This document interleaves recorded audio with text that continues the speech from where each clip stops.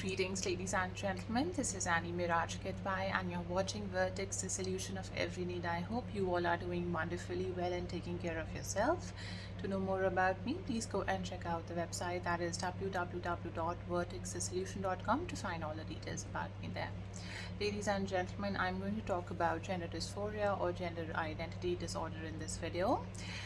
There are already a lot of literature and a lot of information available over internet, and a lot of articles got published on this topic, and there's a lot of awareness as well, but I would like to recall it for everyone to make it more vivid and more clear here again, so that people also try to research more about it as well. What is gender dysphoria or identity disorder? When a child or baby is born, after multiple tests, a sex or a gender is assigned to that baby, to that child, at the time of birth. For example, if after multiple tests, so a gender is assigned to the baby, that it is a boy or a girl. When the baby, it can happen at infancy also, but when the baby starts growing and they reach to the age of 3, 4, or 5 usually, so they are able to recognize themselves as a girl or a boy, right? Before that, they are not that much aware about themselves. So when they start growing or reaching to the stage of puberty as well, so there a psychological aspect in them plays a role, where the assigned gender to them at the time of birth and the feeling of themselves inside of them of being a male or a female is in a major conflict. For example, what I mean here, that if a gender is assigned to a baby, that it's a boy, okay, so when the conflict starts happening inside of them in the form of a feeling, they feel opposite to that what the gender is assigned to them at the time of birth, that they may feel about themselves as being a girl or a female. So their behavior, their likes and their dislikes is also according to the female behavior. Okay, so here what happens, due to the fear of acceptance in the society and the fear of acceptance of their feelings about their own gender, they may start developing multiple other psychological issues in themselves as well, due to this conflict of psychological aspect that is happening inside of them. Now, I would like to make it clear here again that homosexuality or sexual orientations of an individual is completely different from gender identity disorder. Homosexuality is completely normal, and there are no psychiatric, psychological, or any sort of evidence is available that it is not normal. Okay, so it is not any sort of a illness or a mental illness. It is completely normal, like any other human being on this planet. They have normal IQs or high IQ people. They can function their lives completely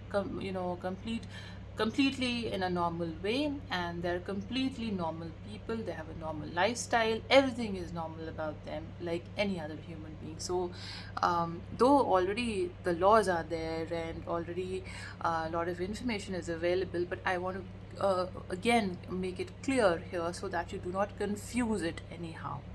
Now, when I talk about gender identity disorder, it is mentioned in the DSM-5, the Diagnostic Statistical Manual 5, the criteria of this, the criteria and symptoms of this disorder as well.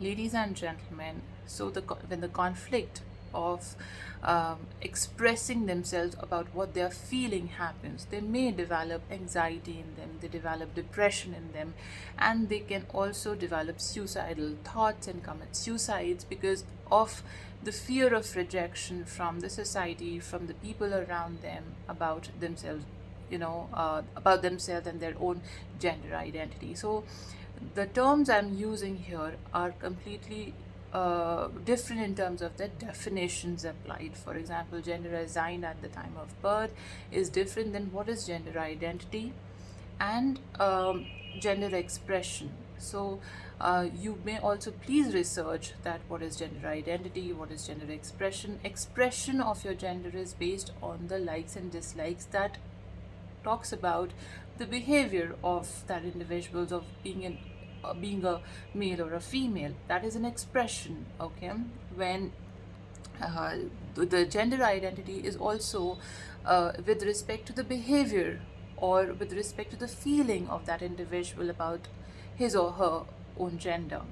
Now, gender identity disorder people may have multiple orientations. They can be bisexuals, they can be lesbians, they can be gay, or they can be straight as well. So it has nothing to do with the orientation here. It is their own psychological aspect and their feeling about themselves, that what they feel about themselves in opposite to what gender is assigned to them at the time of birth. So this is about gender identity disorder, ladies and gentlemen. Now, I think we should be more sensitive to the people and create such kind of awareness and awareness of acceptance of their feelings as a human being, ladies and gentlemen. It is human. It's their human right. It's their fundamental right. It's their constitutional right, that the way they would like to live their life. Okay, and we are, as a society, nobody, we, you, I, nobody has right to judge any individual on the way they would like to live their life based on their choices. Okay, so if they are having a feeling about themselves of being a female from inside, no matter what the gender is assigned to them, so they have this choice to live their life lawfully and as a human right as well. So due to the resistance from the society, due to the fear that what people may think about me, that erupts in their minds, and that leads to them to suicides or other psychological issues that may develop in themselves, right? Maybe other disorder may also develop in themselves as well. So the parents, the caregivers, the society around them has to understand that we must accept people the way they are. We must love them the way they are. Okay, so this is what is all about sensitivity and empathy. So we should also put ourselves in their shoes. If we are at their places, how we would feel in that particular situation, or how we would react in that particular situation. When we talk about gender equality in society as a whole, please ignore the voices in the background of the hawkers. I'm sorry, I cannot control them. When we talk about gender equality in terms of in the society overall, ladies and gentlemen, it's important that to understand that gender equality implies to that all the fundamental rights, the human rights, or they are equal in every way. Okay, they cannot be discriminated on any on any terms or on any way because of they are not from a particular gender. So that is how they're equal from one another.